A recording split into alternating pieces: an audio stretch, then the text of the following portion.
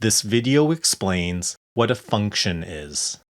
In simple terms, a function is a built-in calculation that performs a specific task using values you provide. It returns a result based on those inputs. Functions exist because many calculations are used repeatedly. Instead of building each one from scratch, you use a named function that performs the operation correctly and consistently.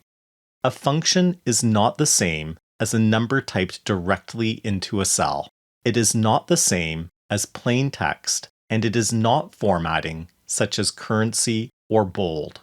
It is not the same as building a calculation entirely from scratch. A function is a predefined calculation built into the program. You do not need to memorize this. You only need to recognize when a program uses a built-in calculation. You usually see functions in spreadsheets such as Excel. Examples include sum, average, count, and if. They appear inside formula cells and update automatically when input values change. This diagram organizes the idea of a function. Use it as a reference if needed. When a built-in calculation returns a result based on provided values, that is a function.